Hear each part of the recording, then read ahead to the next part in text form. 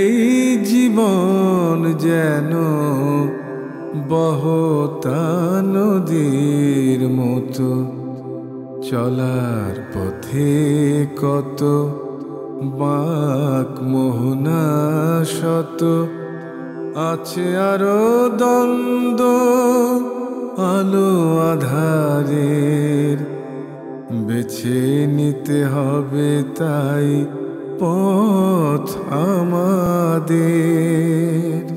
আসসালামু আলাইকুম প্রিয় দর্শক, আপনারা যারা দেশে আছেন প্রবাসে, সবাইকে জানাই অনেক অনেক প্রীতি ও শুভেচ্ছা। শুরু হলো এনটিভি আয়োজিত টক শো আলোকপাত। আমাদের বিষয় রহমাতুল্লিল আলামিন। আপনাদের সাথে আছি আমি জয়নুল আবেদিন আজাদ। আর আমাদের মাঝে অতিথি হিসেবে উপস্থিত আছেন বিশিষ্ট আলেম শাইখ আহমদুল্লাহ। আসসালামু আলাইকুম ওয়া রাহমাতুল্লাহি ওয়া বারাকাতুহু। প্রিয় দর্শক, গত পর্বে আমরা ঐতিহাসিক হুদায়বিয়া সন্ধির শর্তগুলো জেনেছি। সন্ধি তো হলো, এর পরবর্তী অবস্থা কেমন সে বিষয়ে আমরা জানার চেষ্টা করব। শুরুতেই আপনার কাছ থেকে। আলহামদুলিল্লাহ, হুদায়বিয়া সন্ধির অনেকগুলো দিক আমরা দেখলাম। নবী করিম সাল্লাল্লাহু আলাইহি সাল্লাম স্বপ্নে দেখলেন ওমরা করছেন, তওয়াফ করছেন, সাহাবায়ে কেরামের মধ্যে আশা জাগ্রত হলো, কিন্তু পথিমধ্যে বাধার সম্মুখীন হলেন। সেখানে নবী সাল্লাল্লাহু আলাইহি সাল্লাম অত্যন্ত ধৈর্যের পরিচয় দিলেন, বিচক্ষণতার সাথে পরিস্থিতির মোকাবেলা করলেন এবং সন্ধি হয়ে গেল। কিন্তু সন্ধির শর্তের যে পয়েন্টগুলো ছিল সেগুলো আমরা বিগত পর্বে বলেছি যে সেগুলো ছিল অপমানকর, সেটি আমরা সবাই অবশ্যই উপলব্ধি করতে পারছি। এবং এ ধরনের একটা একপাক্ষিক বলতে গেলে এবং অসম যে চুক্তি যেটা মক্কার মুশরিকরা অফার করেছিল, প্রস্তাব করেছিল, নবী সাল্লাল্লাহু আলাইহি ওয়াসাল্লাম সেটাকে শান্তি প্রতিষ্ঠার স্বার্থে মেনে নিয়েছেন। বিশাল তাৎপর্য ছিল, যেটা আপনার পরবর্তী আলোচনা বোধহয় আমরা উপলব্ধি করব ইনশাআল্লাহ। তো সেই পরিস্থিতিতে সাহাবায়ে কেরামের তো বোঝার কথা নয় যে এর ভেতরে রহস্য কি থাকতে পারে। আজ 1400 বছর পরে তার পরবর্তী ঘটনাগুলো দেখে আমরা উপলব্ধি করতে পারছি যে সেই বাহ্যিক পরাজয়টার ভেতরে লুকিয়ে ছিল জয়। আমরা তখন তো সেটা উপলব্ধি করতে পারতাম না, সাহাবায়ে কেরাম করতে পারেননি। তারা খুবই বিষণ্ণ ছিলেন। তারা নবী সাল্লাল্লাহু আলাইহি ওয়াসাল্লামের নির্দেশ মানতে গিয়ে ওমরার কাজ শেষ করেছেন। এখানে একটু বোধহয় একটা কথা প্রসঙ্গত বলে রাখতে পারি, তা হলো ওমরা করতে গিয়ে কেউ যদি বাধাগ্রস্ত হন, ধরুন এই যে করোনাকালীন সময়ে বা অন্য কোনো সময়ে কেউ আপনি ওমরা করতে গেলেন, কিন্তু আপনি কোনো কারণে এহরাম পরে প্রবেশ করলেন, আপনি যেতে পারলেন না ওমরা করতে, আপনার করোনা পজিটিভ হলো, অন্য কোনো কজ হলো, আপনি আর করতে পারলেন না, তাহলে আপনি কী করবেন? হুদায়বিয়ার এই ঘটনা থেকে আমরা সেই মাসআলাটা কিন্তু শিখতে পারি। নবী করিম সাল্লাল্লাহু আলাইহি সাল্লাম ওমরা করার জন্য মদিনার অদূরেই যে অবস্থিত মিকাত, সেখান থেকে এহরাম পরেছেন, এহরাম পরে সাহাবীদেরকে নিয়ে বের হয়েছেন। কিন্তু এহরাম পরার পর তো ওমরা সম্পাদন করতে হয়, আবশ্যক। সেটা না করে তিনি ফেরত আসতে হচ্ছে। এই যে ফেরত আসতে হচ্ছে, এই ফেরত আসলে সেক্ষেত্রে তো একটা দায় চলে আসে যে আমি ওমরাটা পূর্ণাঙ্গ করলাম না। তাহলে সেক্ষেত্রে সে দায় মুক্তির উপায়টা কি? উপায়টা হলো যে এ ধরনের আশঙ্কা যদি থাকে যে আমি পথিমধ্যে বাধাগ্রস্ত হতে পারি, তাহলে যখন আমি এহরামের কাপড় পরে তালবিয়া পাঠ করার আগে ওমরার সংকল্প ব্যক্ত করব, ওই টাইমটাতে একটা কথা যুক্ত করে বলা, ফাইন হাবাসানি হাবেস লাব্বাইকা ওমরাতান, আল্লাহ আমি ওমরার জন্য হাজিরা দিচ্ছি বা হজের জন্য হাজিরা দিচ্ছি। যদি আমাকে কোনো উদ্ভূত কারণ এসে আমাকে থামিয়ে দেয় পথিমধ্যে, অর্থাৎ ওমরা যদি আমি বাধাগ্রস্ত হই, তাহলে যেই জায়গায় বাধাগ্রস্ত হব ওই জায়গায় আমি হালাল হয়ে যাব। অর্থাৎ এহরামের কাপড় খোলার জন্য যা দরকার, চুল চাঁচা, আমি মুক্ত হয়ে যাব, পশু থাকলে সেটা জবে করা, আর না থাকলে নাই, এটা করে মুক্ত হয়ে যাওয়া, এটা আমি করব। এটা যদি এহরাম পরার সময় কেউ বলে নেন, যেহেতু আশঙ্কা আছে তার, তাহলে সেক্ষেত্রে যে জায়গায় বাধাগ্রস্ত হলেন সেই জায়গায় তিনি মাথা মুন্ডন করে বা চুল চোচো করে, হাদি থাকলে হাদিটা জবে করে তিনি তার এহরামের কাপড় খুলে নরমাল পোশাকে স্বাভাবিক হয়ে গেলেন। তো এইটার রাইট এবং এই সুযোগটা আছে। এটা যদি করেন তিনি, তাহলে সেক্ষেত্রে তার এটার জন্য কোনো তাকে কাফফারা গুনতে হবে না, এটার জন্য তাকে কোনো দম দিতে হবে না। পক্ষান্তরে যদি এটা তিনি এহরাম পরার সময় না করেন আর পথে বাধাগ্রস্ত হয়ে এটা খুলতে হয়, তাহলে কিন্তু এহরাম পরে এহরামের যে কর্ম অর্থাৎ উমরা বা হজ, সেটা সম্পাদন না করার কারণে কিন্তু আপনাকে দম দিতে হবে। তাহলে এই ধরনের সিচুয়েশনগুলোতে আমরা দমের অর্থ হলো, ধন্যবাদ আপনাকে, দমের অর্থ হলো যে এটার কারণে একটা ক্ষতিপূরণমূলক কোরবানি দিতে হবে, একটা পশু জবে করতে হবে, সেটা মক্কাতে করে মক্কার অভাবীদের মাঝে বন্টন করা হবে। যদি মক্কাতে অভাবী না থাকে অন্য কোথাও বন্টন করা হবে, কিন্তু জবেটা হবে মক্কাতে। এই যে ক্ষতিপূরণমূলক ব্যবস্থা ইসলাম রেখেছে, এটা কিন্তু আমাদেরকে গুনতে হবে যদি আমরা এই কাজটা না করি। তো হুদাইবিয়ার এই ঘটনা থেকে নবী সাল্লাল্লাহু আলাইহি সাল্লাম যে চুল চাচলেন, অনেকেই জিজ্ঞাসা প্রশ্ন থাকতে পারতো যে কেন তিনি চুল চাচলেন, তিনি তো ওমরা করেননি। তো এসব প্রশ্ন উত্তর বোধহয় আলোচনার মাধ্যমে হয়ে গেল। তো যে জায়গাটা আমরা ছিলাম যে হুদাইবিয়ার সন্ধির এই চুক্তিগুলোর পর সাহাবায়ে কেরামের বিষণ্ণতা রয়েছে, এর মধ্য দিয়ে একটা পরিবেশটা কেমন ছিল, পরিবেশটা কেমন ছিল? পরিবেশটা ছিল অত্যন্ত আপনার বেদনাদায়ক, সাহাবীদের জন্য খুবই কষ্টের, মুমূর্ষ হয়ে মনোকষ্টের কারণ ছিল। হ্যাঁ, মনমরা হয়ে তারা সবাই বসেছিলেন যে কি হলো। সবচেয়ে বড় কথা হলো যে আমরা, আমাদের সমাজের দর্শকরা অনেকে জেনে থাকবেন যাদেরকে আল্লাহ তৌফিক দিয়েছেন মক্কা মদিনায় যাওয়ার, বিশেষ করে এই প্যান্ডামিকের এই সময়টাতে যারা আমাদের যাওয়ার সুযোগ হয়েছে, আমরা জানি যে একটা আতঙ্ক কাজ করে, আমি এত কষ্ট করে দেশ থেকে এলাম, সময় বের করে, পয়সা ব্যয় করে, যদি আমাকে তওয়াফ করতে না দেওয়া হয়, যদি আমার কোনো কারণে কোয়ারেন্টাইনে থাকতে হয়, একটা আশঙ্কা থাকে, আল্লাহ না করুক কাউকে যদি ফিরে আসতে হয়, তাহলে সেক্ষেত্রে তার মনোবেদনাটা কোন পর্যায়ে থাকে এটা বলাই বাহুল্য। তো সাহাবায়ে কেরাম ৬টি বছর প্রিয় মাতৃভূমি আল্লাহর ঘর সেটা জিয়ারত করবেন, সেই আগ্রহ জালিমরা, পাপিষ্টরা তাদেরকে ঠেকিয়ে রেখে অত্যাচারিত করে শেষে তারা ওমরা করতে আসবেন, সেখান থেকে বাধাগ্রস্ত করা হলো, তারা মনমরা হয়ে থাকলেন। ওমর রাদিয়াল্লাহু তাআলা আনহু তো এত বেশি মনমরা হলেন যে রাসূল আকরাম সাল্লাল্লাহু আলাইহি ওয়াসাল্লামের কাছে তার একটা দাবি ছিল, তিনি রাসূল আকরাম সাল্লাল্লাহু আলাইহি ওয়াসাল্লাম একদিক থেকে শ্বশুর, আবার একদিক থেকে নবী করিম সাল্লাল্লাহু আলাইহি ওয়াসাল্লাম খুব কাছের মানুষ, খুব ডান হাত বাম হাত পর্যায়ের মানুষ। তিনি এসে বললেন, ইয়া রাসূলুল্লাহ, আপনি সত্য নবী নন? আপনি তো সত্য নবী, আপনি তো দেখেছেন স্বপ্নে যে আমরা ওমরা করেছি, তাহলে আমরা কেন ওমরা না করে ফেরত যাব? খুব যৌক্তিক প্রশ্ন। নবী করিম সাল্লাল্লাহু আলাইহি ওয়াসাল্লাম বলেছেন যে আমি স্বপ্নে দেখেছি ওমরা করেছি, সে ওমরা এই বছরই হতে হবে। সময়টা কখন? এই বছরই হতে হবে, তা তো আল্লাহ তাআলা আমাকে নিশ্চিত করেননি। ওমরা করেছি, স্বপ্নে দেখেছি। নবীর স্বপ্ন ওহী হয়ে থাকে, সাধারণ মানুষের স্বপ্ন ভুল হতে পারে, সঠিক হতে পারে, নবীর স্বপ্ন ভুল হওয়ার সম্ভাবনা নেই। ওমরা যেহেতু করেছি, স্বপ্নে দেখেছি, আমরা করবো। ওমর এই বছর হয়নি, কিন্তু আমরা করবই। মাত্র 1 বছরের ব্যবধানে ওমরা কিন্তু হয়ে গেছে, সে আলোচনা আমরা আসবো যথাসময় ইনশাআল্লাহ। তার মানে কি দাঁড়ালো, এই পর্যায়ে এসে কিন্তু ঈমান রাখাটা খুব কঠিন। যে নবী করিম সাল্লাল্লাহু আলাইহি সাল্লামের এই কথাটার বাস্তবায়নটা আমি এই মুহূর্তে দেখতে পাচ্ছি, বোঝার ক্ষেত্রে একটা সংকট আছে। আমাদের সমাজে এখনো কিন্তু অনেক মানুষ আছেন কোরআনে আল্লাহর অনেক নির্দেশকে বুঝতে গিয়ে ভুল করার কারণে, বা আমাদের কারোর অ্যাজ এ ইসলামের একজন ব্যাখ্যাতা হিসাবে, কোরআনের একটা ব্যাখ্যাতা হিসেবে আমাদের কোনো ভুল ব্যাখ্যার কারণে, অথবা যে ব্যাখ্যাটা অনেকে বিভ্রান্ত হন, আশাহত হন। তিনি যদি জানেন যে এর আরো ব্যাখ্যা থাকতে পারে এবং সেই ব্যাখ্যার দৃষ্টিকোণে সঠিক হতে পারে, তাহলে কিন্তু তিনি হেদায়েতের উপর। তাহলে এখানে ধৈর্যের প্রয়োজন, এখানে আমাদের আরো তাহকিকের প্রয়োজন, আরো অনুসন্ধানের প্রয়োজন। এই জায়গাগুলো আমাদেরকে এই ফিতনার যুগে ঈমানের উপর টিকে থাকতে কিন্তু সহায়তা করবে। এখান থেকে বিশাল শিক্ষা।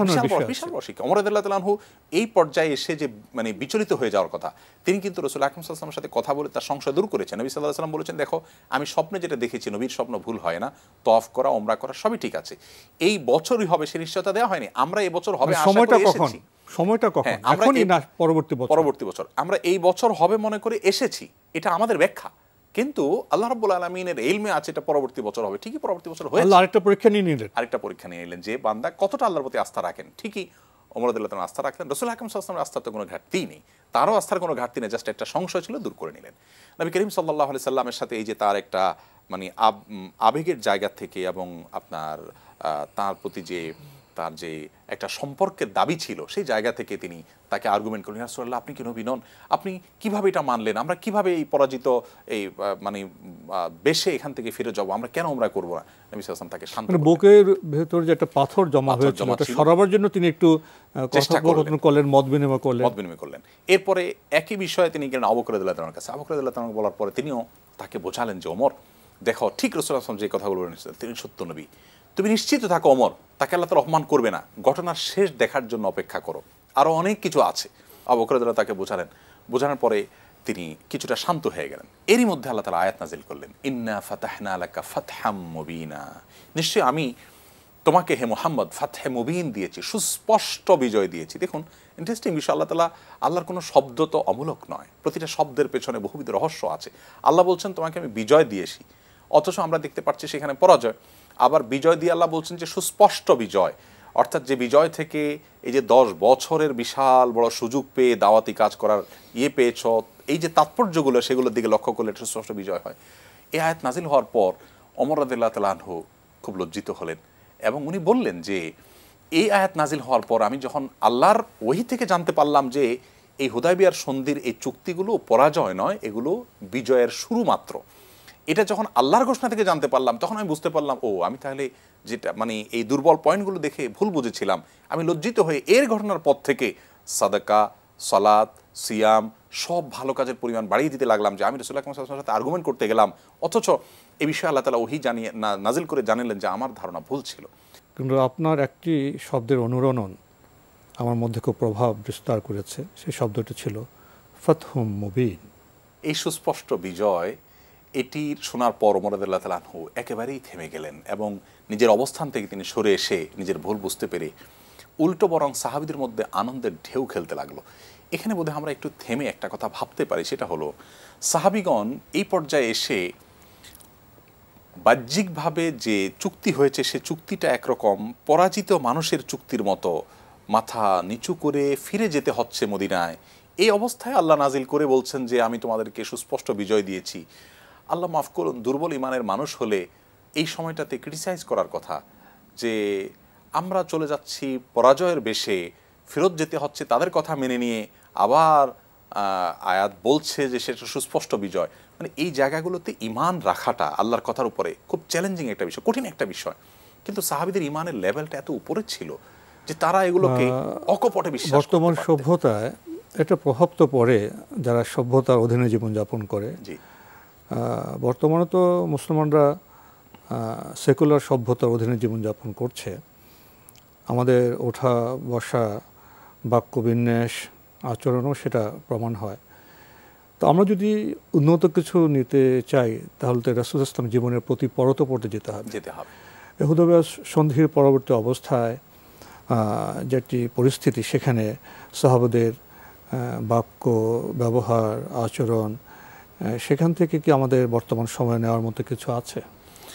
সন্দেহাতীতভাবে আছে, এবং সেটা আমরা দেখি যে সাহাবা ইকরামের মধ্যে এই ঘটনার প্রেক্ষিতে সাথে সাথে যে ঈমান নিয়ে আসা, অর্থাৎ আমান্না সাল্লাম না, মানে যেটাকে বলে আব্দিয়ত, আমি আল্লাহর দাস, আল্লাহ বলেছেন বিজয়, তাহলে আমি যেটাকে পরাজয় দেখছি এটাই বিজয়। এই যে একটা ঈমানের লেভেল, যে ফাতহুম মুবিন, এটা হবে। আব্দুল্লাহ ইবনে মাসউদ রাদিয়াল্লাহু তাআলা আনহু কোরআনের সবচেয়ে বড় ব্যাখ্যাতাদের মধ্যে থেকে একজন, তিনি বলেছেন ইন্না ফাতাহনা লাকা ফাতহাম মুবিনা, সূরা ফাতহার প্রথম আয়াত।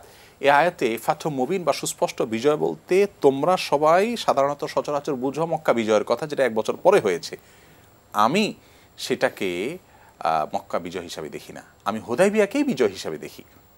যেটাকে তোমরা অনেকে বাহ্যিকভাবে পরাজয় মনে করছো, এটাকে বিজয় হিসাবে দেখি। এর যে অন্তর্নিহিত বিজয়ের তাৎপর্য উপলব্ধি করার জন্য অনুসন্ধানী হতে হবে। বিশেষ করে আমরা যদি সেই দিকে যাওয়ার আগে আরেকটা ঘটনা একটু বলে নেই, খুব ইন্টারেস্টিং একটা ঘটনা, বাদ থেকে গেলে এই মানে বিষয়টাতে অপূর্ণতা থাকবে। তা হলো এইসব আলোচনা চলছে, ফাতহুম মুবিনের ঘোষণা আসছে, এর মধ্যে মুসলমানদের সাথে আপনার মহিলাদের একটা দল এসে যুক্ত হলেন, এবং যুক্ত হয়ে তারা মুহাজির হলেন। তারা মুহাজিরদের মধ্যে মহিলাদের একটা দল, তারা যুক্ত হলেন। তাদের সংযুক্তির পরবর্তীতে সাথে সাথে মক্কার মুশরিকরা নতুন পরিস্থিতির সৃষ্টি হলো। হ্যাঁ, নতুন একটা আবদার আর্গুমেন্ট তাদের তৈরি হলো। তারা এসে বলল যে মুহাম্মদ, তোমার চুক্তির প্রথম বাস্তবায়ন আবু জান্দালকে ফিরিয়ে তুমি করেছো, এখন এই যে মহিলাগুলো তোমার দলে যুক্ত হয়েছে, এদেরকে আমাদের হাতে ফেরত দিয়ে তুমি দ্বিতীয়বার তোমার চুক্তির বাস্তবায়ন করো।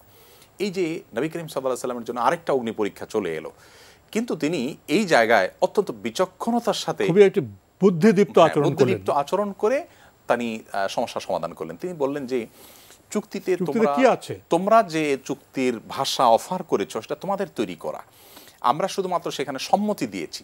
তোমাদের তৈরি করা চুক্তিটাতে রচনা, বাক্য বিন্যাস তো তোমাদেরই চয়ন করা। সেখানে তোমাদের সব প্রস্তাবনায় লেখা ছিল যে মক্কা থেকে কোনো রাজুল যদি আসে, যার অর্থ পুরুষ, তো তাকে ফেরত দেওয়া হবে।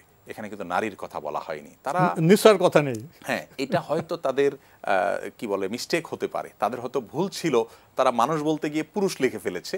মানে মানুষ বলে ব্যাপকভাবে সবাইকে মনে করতো না, তাদের মানসিক একটা অবস্থার কথা এখানে ধরা পড়েছে। হ্যাঁ জি, মানসিকতাই এটা ছিল। দারুণ একটা পয়েন্ট এটা, যে তারা নারীদেরকে মানুষ হিসাবেই আসলে মর্যাদা দিত না, যার কারণে তাদের সামাজিক সমস্ত আচার আচরণ, পারিবারিক সমস্ত ব্যবস্থাপনা, চুক্তিতে শব্দ চয়নে তার প্রতিফলন ঘটতো। এবং এই জায়গাটা যে মিস্টেকটা হয়েছে, এই মিস্টেকটা নরমাল মিস্টেক নয়, এটা তাদের চিন্তাগত যে মিস্টেক আছে তার ফলশ্রুতিতে হয়েছে। মানসিকতার ভ্রান্তি, মানসিকতার প্রকাশটা ঘটেছে শুধুমাত্র এই লেখার রাখার মাধ্যমে, আর তার সুফলটা মুসলমানরা পেয়েছেন। নবী করিম সাল্লাল্লাহু আলাইহি ওয়াসাল্লাম বলেছেন যেহেতু কোনো নারীর কথা নেই, নারীর কথা উল্লেখ নেই, পুরুষ উল্লেখ করা আছে, অতএব কোনো নারীকে আমরা ফেরত দিতে বাধ্য নই। এবং রাসূল আকরাম সাল্লাল্লাহু আলাইহি ওয়াসাল্লামের এই দাবি, এটাকে খণ্ডন করবার তারা পরাজিত হয়ে গেল, যুক্তির কাছে পরাজিত, খণ্ডন করবার কোনো ক্ষমতা নেই তাদের, তারা চলে গেল। আর নবী করিম সাল্লাল্লাহু আলাইহি ওয়াসাল্লাম তাদেরকে রক্ষা করে সাথে নিয়ে এলেন। তো এখান থেকে বোঝা যায় যে কত বিচক্ষণ নেতৃত্ব ছিল তাঁর, আল্লাহ রাব্বুল আলামিনের পক্ষ থেকে হেদায়েত প্রাপ্ত ছিলেন তিনি।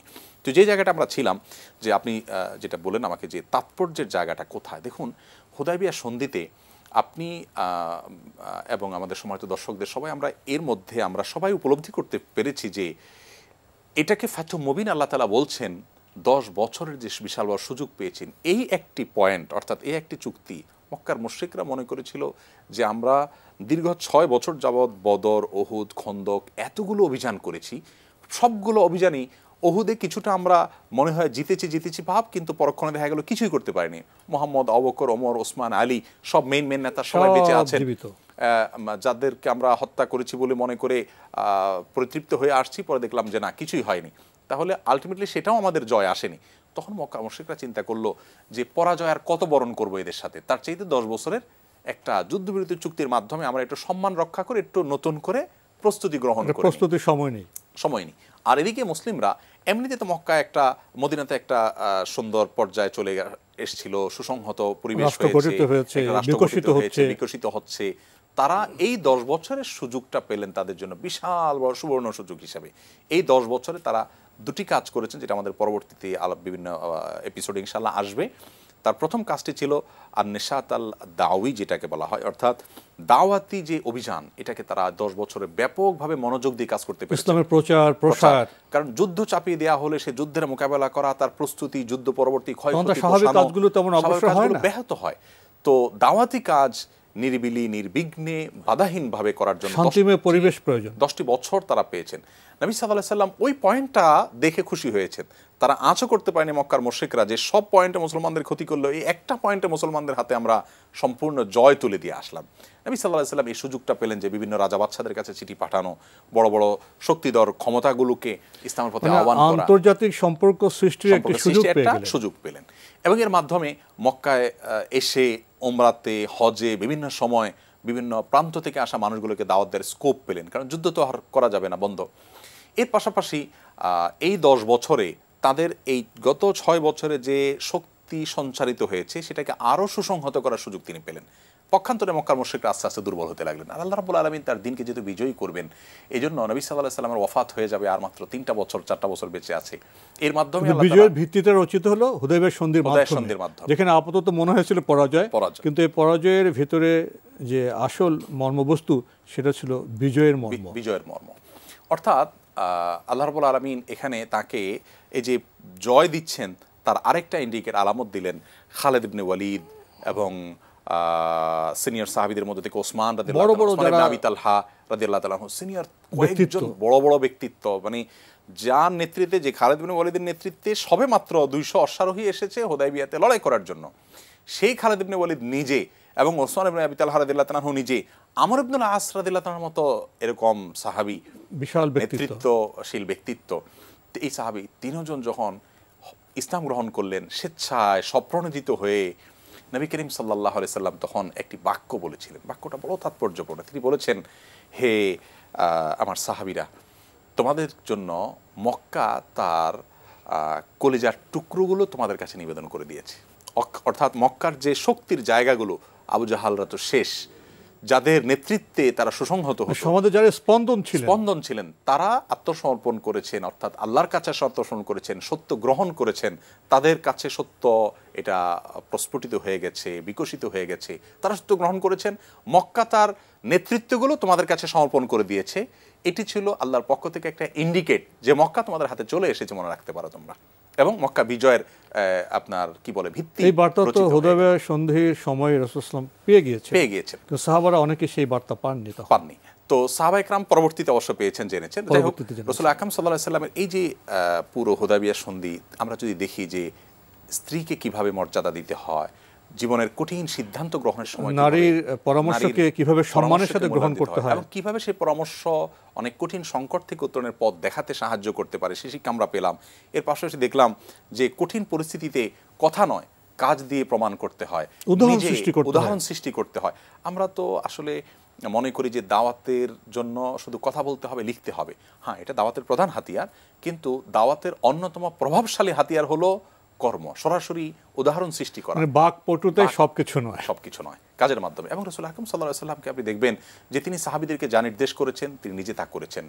অন্যান্য রাজন্যবর্গের মতো, পৃথিবীর অন্যান্য মনীষীদের মতো তিনি শুধুমাত্র বাক্য বলে গেছেন, নীতিবাক্য দিয়ে গেছেন তা নয়। প্রত্যেকটা নীতিবাক্যের উপরে নিজে আমল করেছেন, সাহাবীদেরকে আমল করতে উৎসাহিত করেছেন। কোনো কোনো সময় নিজে আগে আমল করেছেন, যেমন হুদায়বিয়াতে আমরা দেখলাম। এবং তার শব্দ কথা বলেছে, তার কাজও কথা বলেছে এবং মানুষকে বার্তা দিয়েছে। এর পাশাপাশি আমরা দেখলাম যে হুদায়বিয়ার সন্ধিতে রাসূল আকরাম সাল্লাল্লাহু আলাইহি ওয়াসাল্লামের যে বিচক্ষণতা ছিল, সাহাবায়ে কেরাম তাকে যে ভালোবাসা দিয়েছেন, তার প্রতি যে শ্রদ্ধা প্রকাশ করেছেন, যেটি মক্কার বাসীর সে দূত যে বলেছে যে আমি বহু সম্রাট দেখেছি, কিসরা কাইসারকে দেখেছি, কিন্তু মানুষকে, নেতৃত্বকে এইভাবে আনুগত্য করে এতটা ভালোবাসে, এটা মুহাম্মদের অনুসারীদের না দেখলে। ভালোবাসার শ্রেষ্ঠ উদাহরণ ছিলেন রাসূল সাল্লাল্লাহু আলাইহি ওয়াসাল্লাম, যিনি ছিলেন রাহমাতুল লিল আলামিন। এই বার্তা নিয়ে আমাদের আজকের অনুষ্ঠান এখানে শেষ করতে হচ্ছে।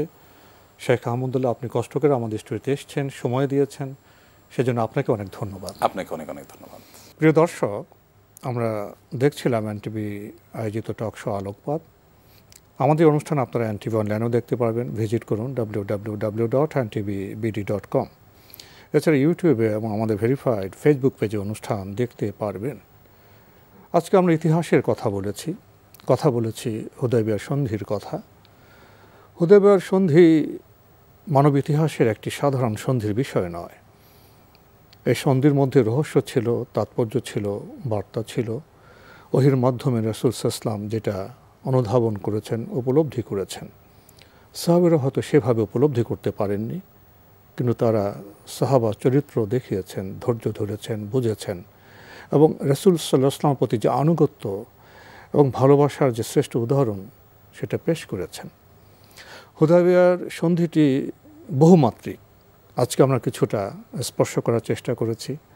আপন গুণে যারা আমরা দর্শক, তাদেরকেও নীরব পাঠনের মাধ্যমে, পুনঃপাঠের মাধ্যমে হুদায়বিয়ার সন্ধিকে উপলব্ধি করতে হবে। বর্তমান সভ্যতায়, সমাজে তার বার্তা ছড়িয়ে দিতে হবে। প্রিয় দর্শক, মহান আল্লাহ আমাদের সবাইকে নিরাপদে রাখুন শান্তিতে। আসসালামু আলাইকুম। চলার পথে কত বাঁক মোহনা শত, আছে আরো দ্বন্দ্ব আলো আধারের, বেছে নিতে হবে তাই পথ আমাদের।